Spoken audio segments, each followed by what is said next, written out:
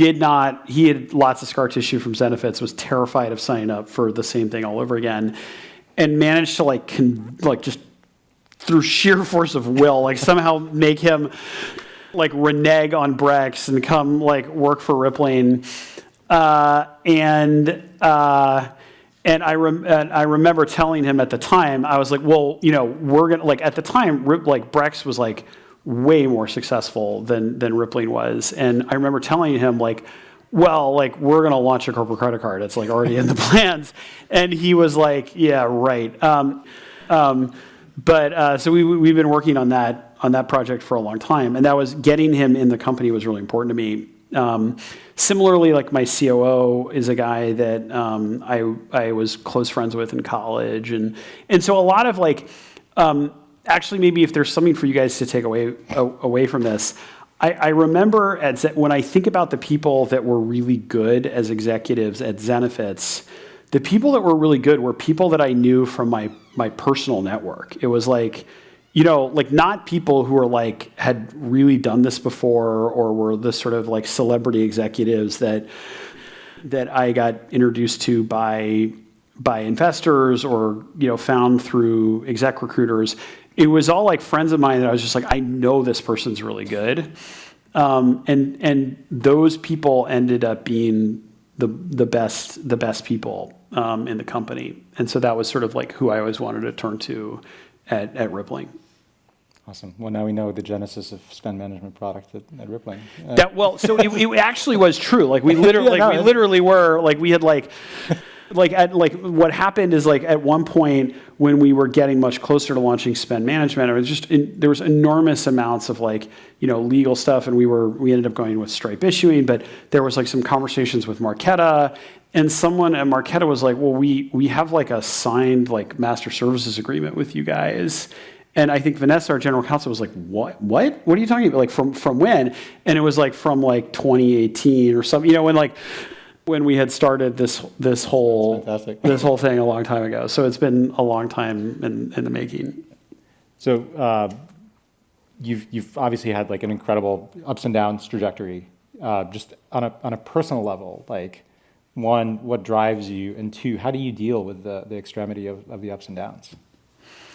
I have a lot of problems with the ups and downs. Like it's one of the reasons why I generally recommend people like not do this, because it's definitely, you get like little, like, and I think like some of it is just time, like having done this for now, I guess like 15 years, 16 years.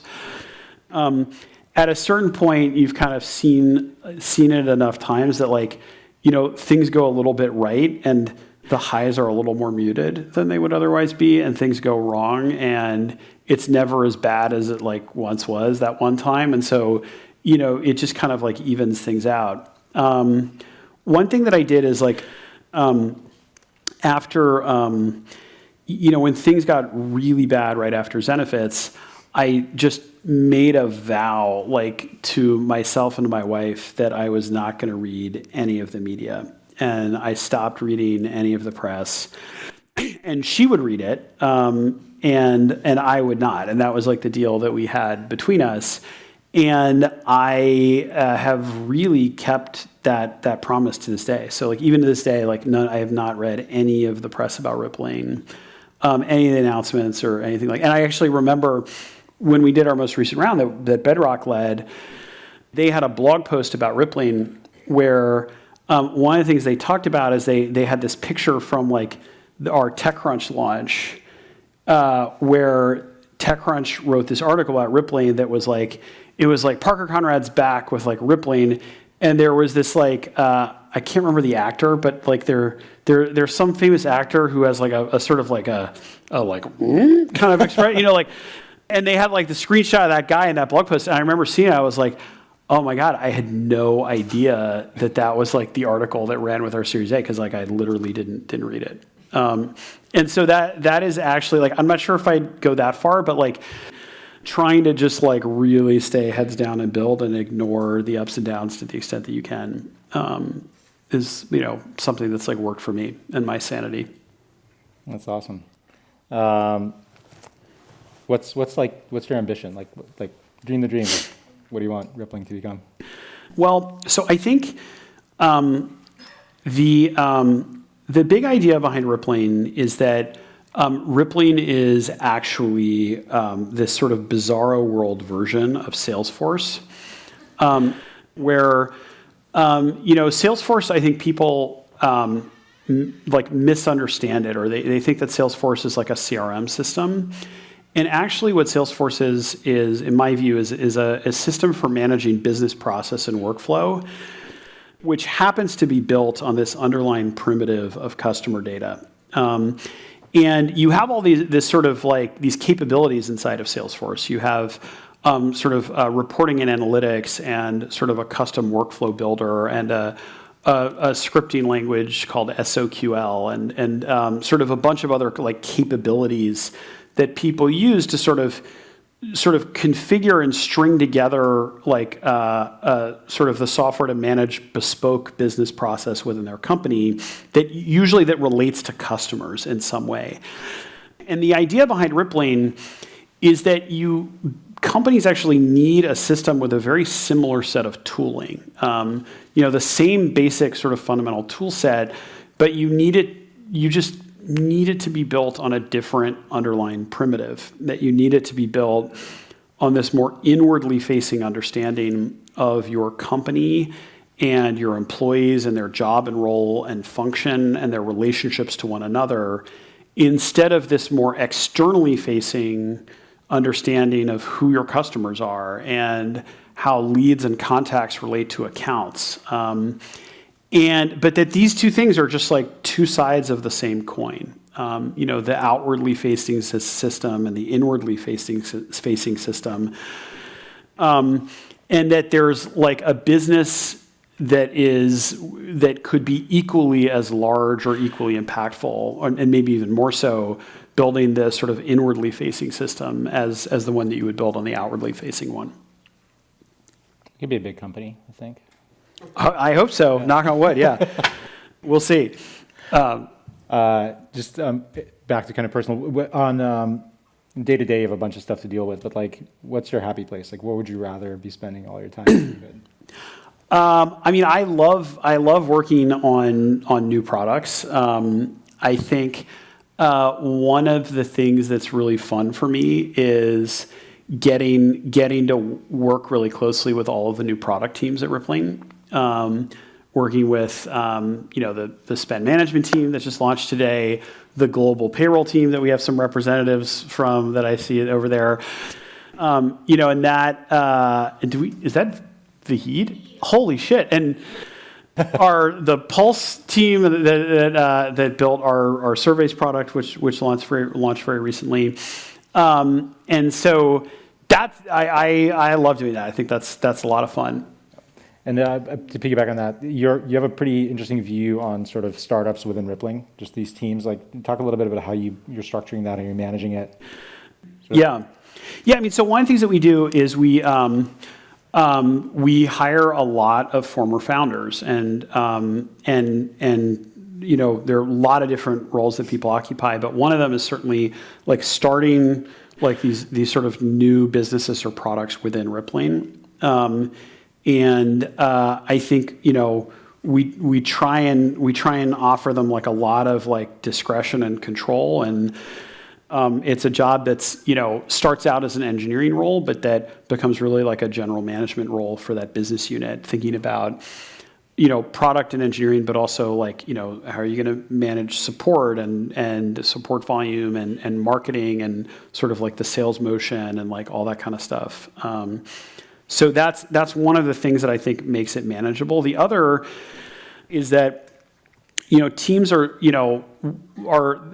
building on top of like a system that we've developed. I really don't like to use the word platform because I don't think it means anything, but like that's probably like a word that a lot of people would use for this, which is that when I sort of look across business software, there are a lot of things that end up being used and repeated again and again and again across like every sort of business software vertical.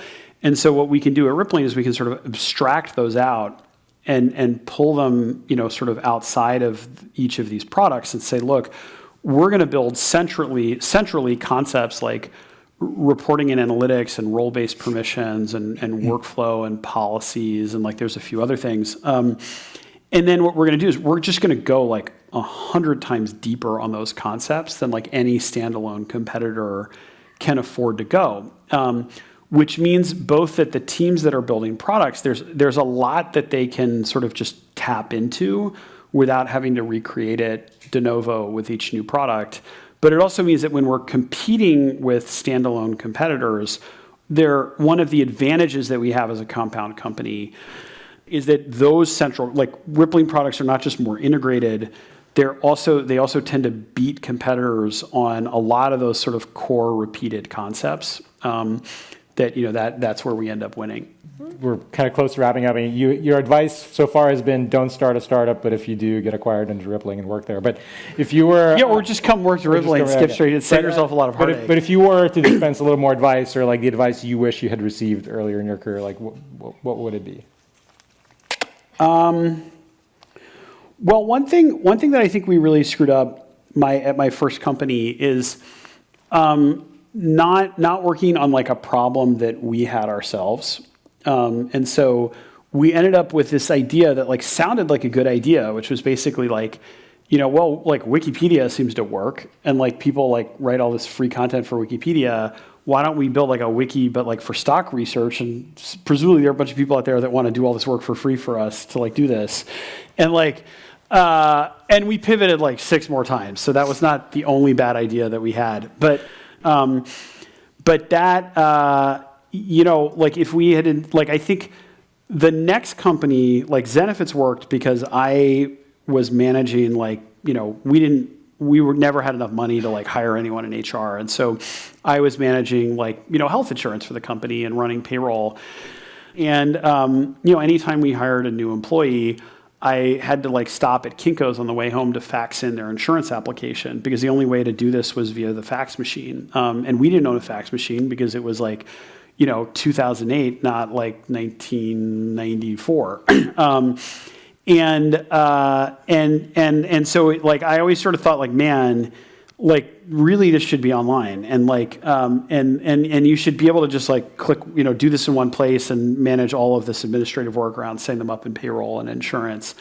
And I think that that's been like a real North Star for me ever since then. And so Rippling, even today at Rippling's a company that's now 1,700 employees across globally, and I'm still the only real like admin in our system for our company. So I run payroll for 1,700 employees across now 4 different countries, and manage employee benefits and sort of a lot of like IT policies and app access controls and like things like that. And that's, for me, that's always been like for spend management for a long time, I have set myself up where I approve every single expense reimbursement in the company, which is like sometimes a little bit of a shock for new hires when they like expense something that's like very borderline, and the CEO is like, "What's rejected? Like what's going on?" They're like, they're like $75 like expense request or something. But like that's the only way that I found to have like, sort of useful opinions and strong opinions and conviction about like what we need to do from a product perspective is to be doing that myself. And so I always think that is like the companies where founders don't do that. I always think like, oh, those guys are fucked because like they're going to lose their way. And if you do decide to start a company, I strongly encourage you to either do one for a problem that you really understand viscerally, or make sure that you become your customer and like really understand it from the customer's perspective yourself. Awesome. All right. Thank you, Parker. Thanks a bunch. Yeah.